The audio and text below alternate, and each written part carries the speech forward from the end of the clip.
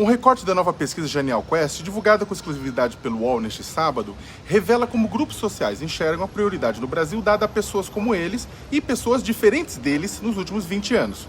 Com isso, é possível analisar a força do ressentimento instrumentalizado por lideranças políticas na mobilização de seguidores.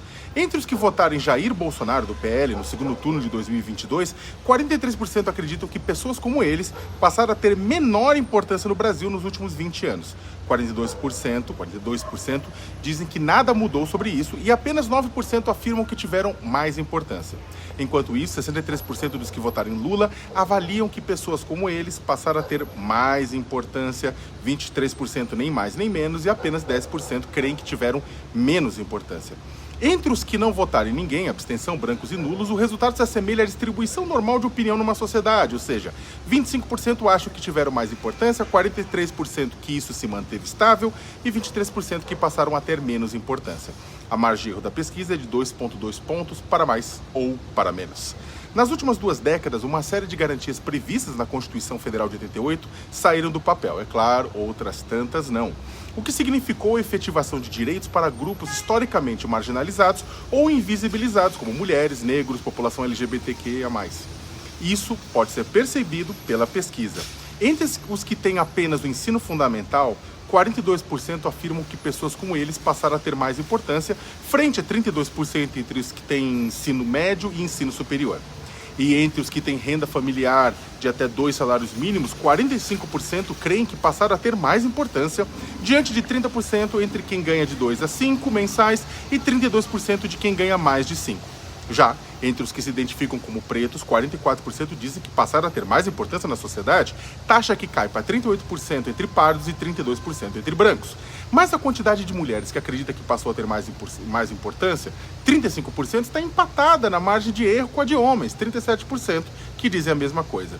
Olha, eu conversei com o diretor-geral da Quest, do Instituto de Pesquisa, o Felipe Nunes, que falou que a pesquisa é uma tentativa de entender como esses grupos estão se entendendo, porque o Brasil está dividido, cindido. E os grupos que estão se sentindo melhores que os outros são, curiosamente, eleitores do atual governo, enquanto os que estão se sentindo mal são contra esse governo. Questionado sobre quais grupos ganharam mais importância nos últimos 20 anos, 20% dos entrevistados disseram que foram os ricos, 14% os pobres, 9% as mulheres, 7% LGBTQ+, e 7% os negros, entre outros. Isso aí na população geral. Mas as respostas dos eleitores de Lula e Bolsonaro são bem diferentes entre si.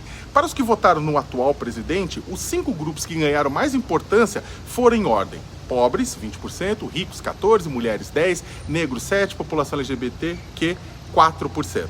Já os eleitores do ex-presidente, o Jair Bolsonaro, afirmam que os mais beneficiados foram os ricos, com 25%, mas logo na sequência vem a população LGBT, com 12%, seguido de pobres e mulheres com 6% e negros com 5%. Falei também com Pablo Hortelado, professor do curso de Políticas Públicas da USP, e que apontou que um dos destaques da pesquisa é a posição que a população LGBTQ ocupa para bolsonaristas e lulistas. Para eles, essa diferenciação de que apenas 4% dos eleitores de Lula acreditam que a população LGBTQ ganhou importância, enquanto 12% dos bolsonaristas acham o mesmo, é que há um pressuposto invertido entre os dois grupos de eleitores, né? Conhecendo os discursos dominantes em ambos os campos, ou seja, eleitor de esquerda provavelmente acredita no avanço de direitos humanos de grupos marginalizados e eleitores bolsonaristas provavelmente acreditam que esses grupos têm um tratamento privilegiado. Em um caso, a leitura é de um avanço de direitos, no outro, o avanço de privilégios, como falou para mim o Pablo Hortelado. E também vale ressaltar, acho que é importante, que a ascensão de grupos historicamente marginalizados não significou que eles se tornassem hegemônicos em termos de poder ou dinheiro.